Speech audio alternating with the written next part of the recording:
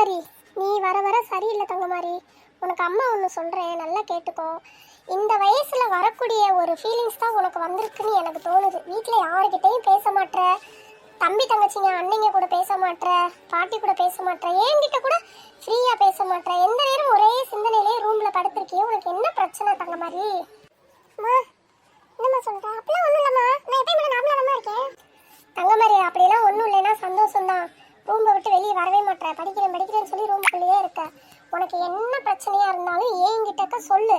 அதை அண்ணன்கிட்டையும் அப்பா கிட்டையும் சொல்லி நான் அந்த பிரச்சனையை சரி பண்ணுறேன். இவ்வளோ அமைதியாக சைலண்டாக இருக்கவே கூடாது.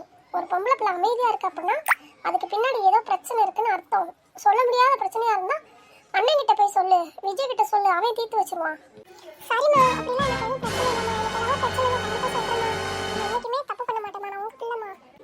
சரிம்மா தங்கமாரி, என்றைக்குமே தப்பு பண்ண மாட்டேன், உங்கள் பிள்ளைமான்னு சொல்கிறீங்களா, இந்த நம்பிக்கையை என்றைக்குமே நொறுக்கிறாதம்மா. அம்மா அப்பா அண்ணெல்லாம் உண்மையில ரொம்ப நம்பிக்கை வச்சுருக்கோம்மா. அப்புறம் நம்ம சரோஜா இருக்கால, அவள் வந்து அவங்க அக்கா பையனுக்கு உன்னைய பொண்ணு கேட்டு வந்தாம்மா. அது அப்பா கிட்டையும் அண்ணங்கிட்டையும் இன்னும் சொல்லவே இல்லை.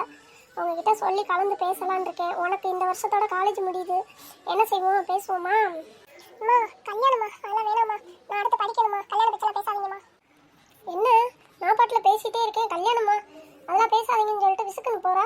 பாத்ரூம் போகிறாளா? சரி போயிட்டு வரட்டும். அவங்க அப்பா வந்தோடனே கேட்போம், சாக் மாமா என்ன சொல்கிறாங்கன்னு கேட்டுக்கிட்டு முடிவு பண்ணுவோம். எப்பா விஜய், ஏன்பா தம்பி தங்கச்சிங்களை கூட்டிகிட்டு வரல? தங்கமாரி பூமாரி அஜய்லாம் என்ன பண்ணுறாங்க? தங்கமாரி பூமாரி அஜய் கூட்டிகிட்டு வந்திருக்கலாம்லப்பா. இப்போ நான் பாப்பா மட்டும் கூட்டிட்டு வரேன்னு சொன்னேன்ப்பா. அதுக்குள்ள அவன் நானும் வரேன் அப்படின்னு சொல்லிட்டான். அதனால வேணான்னு அம்மா சொல்லிட்டாங்க. அதான் நான் கூட்டிட்டு வரலப்பா. பூமாரி பூமாரி, என்னடா எதுக்கு என்ன கூப்பிட்ட? நான் உன்னை கூப்பிட்டேன்னு நினைச்சாக்கும். நான் என் பூனைக்குட்டியை கூப்பிட்டேன். என் பூனைக்குட்டி பேரு பூமாரி. என்னது பூனைக்குட்டி பேரு பூமாரியா? உன்னை அண்ணன் கிட்ட சொல்லி கொடுத்துருவேல. பூனை கத்துது, பூனை கடிக்குது, அம்மா சீக்கிரம் வா என்ன காப்பாத்து. என்ன கத்துற? இது என்ன மடியில பூனைய வச்சிருக்க?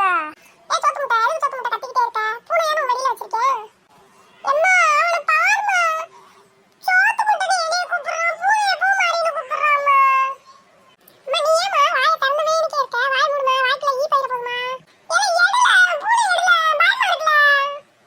இப்போ இந்த பூனை எடுத்துட்டு வெளியே போகலன்னு வச்சுக்கவே, இந்த பூனையோட சேர்ந்து நீங்க வீட்டை விட்டு வெளியே போயிருவ. சோத்து முட்டை, என் பூமாரியை தூக்கி எறிஞ்சிட்டா. அவன் செத்தடி இன்னைக்கு என் தங்கி.